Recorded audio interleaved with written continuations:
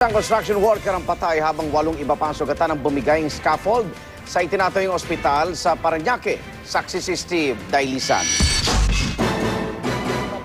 Nagkandayupi-yupi ang piraso ng mga bakal na ito na bahagi ng gumuhong scaffold o gondola sa itinatayong The Premier Hospital matapos bumigay bandang alas 8:30 ng umaga. Ang maso na si Diego Repante di na umabot ng buhay sa ospital.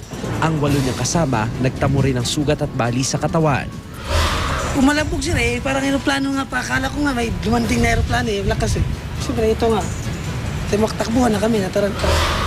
Kwento ni John Albert Cabael, nasa ika-7 palapag daw sila at nagpapalitada kasamang 3 iba pa nang bumigay ang bakal sa gondola. Kahit naka-safety vest po ako, naputol ho yun kasi doon ho nakakapit yun sa kondula. Bumaksak po kami. Tingin ni Cabael, overloading daw ang dahilan kaya bumigay ang bakal ng vertical gondola na kinakapitan ng tungtungan nila. Maladomino raw ng mabaklas ang gondola. Pero sa 7, sa 6, sa PIP, nagpa-plastering. Kaya siguro bumigay kasi madami ho kami nakasampa. Si Crisanto Sorella, 15 minutong nakalambitin mula sa ika-6 na palapag. Sa bilis ng pangyayari, wala na raw siyang nagawa para saklolohan ng mga kasamahan. Wag lang po makabitaw.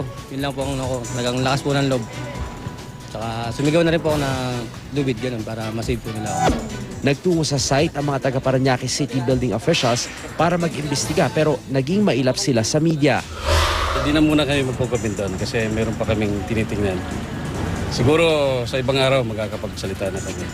Pero kanina, Yung post natin kanina, wala kaming... pero meron ho kayo nakita mga safety equipment, kompleto po ba sa ganun? Ay, meron naman pero hindi kami pwede pang mag-comment dyan. Dumating din ang mga kinatawan ng kontraktor ng itinatayong ospital na Business Plaza Venture pero tumanggi rin silang magsalita. Maya-maya pa bigla na lang nagkaroon ng komosyon matapos magwala at makipagsuntukan ng lalaking ito. 3 linggo na raw nakararaan nang maaksidente si Joven Salvahan. Imbes na tulungan siya ng kontraktor, nasibak pa raw siya sa trabaho. Kaya ganun na lang daw ang hinanakit niya.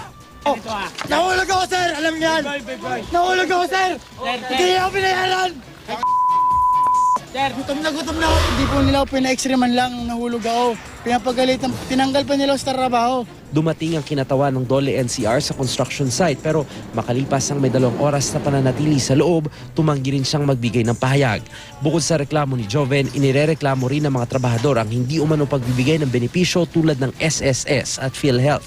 Pansamantala munang ipinatigil ng Parañaque City Government ang konstruksyon habang nagpapatuloy ang investigasyon. Ako si Steve Dailisan, ang inyong saksi.